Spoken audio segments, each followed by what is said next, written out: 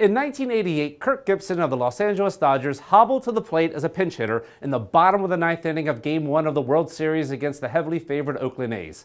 He had a hamstring strain in his left leg, a sprained medial collateral ligament in his right knee, and this will be the only at-bat in the entire World Series for the National League MVP.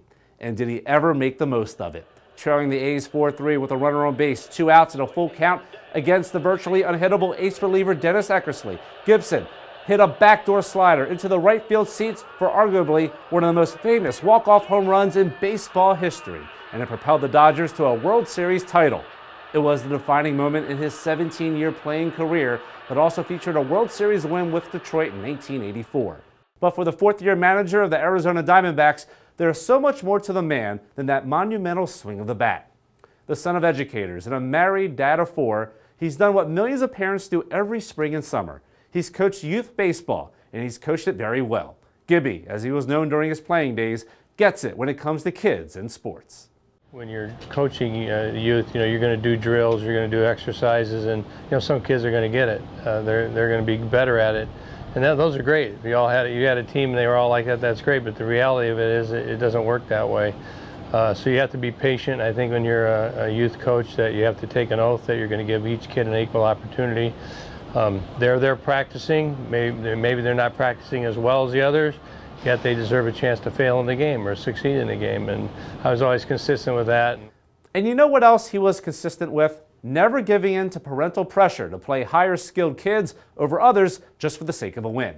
He understood as well as anyone the importance of equal playing time for all, and he backed it up with his actions every single day, regardless if he was coaching youth baseball or hockey.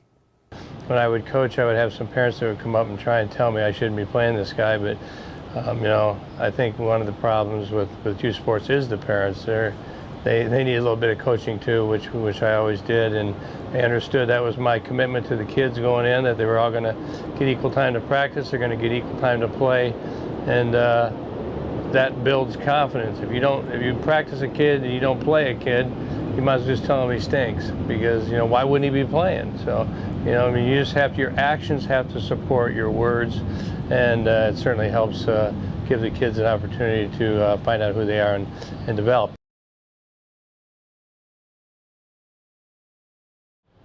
Well, we all want to win, and it's I guess I think that when I coached the kids, that it wasn't so much the winning, it was just the success, just to have validation to what you might be teaching them. I mean, if you think about it, as when you become a professional, it's certainly about winning, but there's so many other little lessons and steps and things that you're trying to teach the kids, and just about life and growing up and understanding how you accomplish things, that there are different ways of looking at it. I think that a mistake that you can make is that you get too result oriented.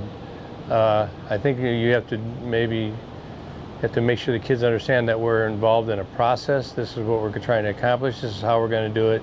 If you get them, you can get them to remain on the process, they're going to be better off, and they're going to play with more enthusiasm and get less disappointed.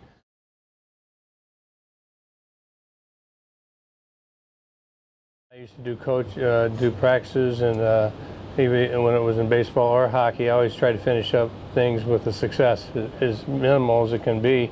In your practices, certainly you want to finish up and make sure that they do something that's successful. And even if they aren't, you got to make it act like they are.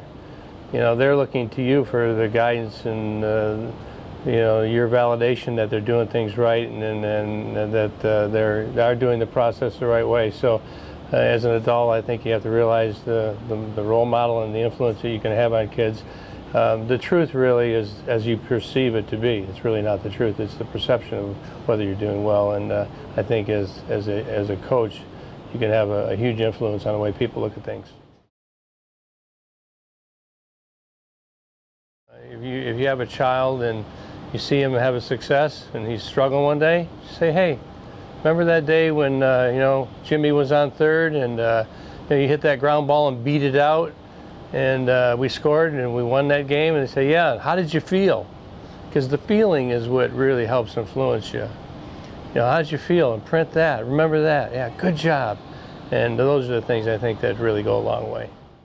Equal playing time, giving all kids a chance to succeed and fail and to learn from those experiences. And of course, keeping it positive at all times. That's the true essence of youth sports. Yes, when Kirk Gibson's name comes up, you can't help but think of that incredible home run more than a quarter century ago. But you know what? As great as that moment was, it's the impact he's had on young lives that's equally special to him. He shared with us how honored and happy he was to coach youth sports and to make a difference in kids' lives by doing it the right way. Gibby gets it.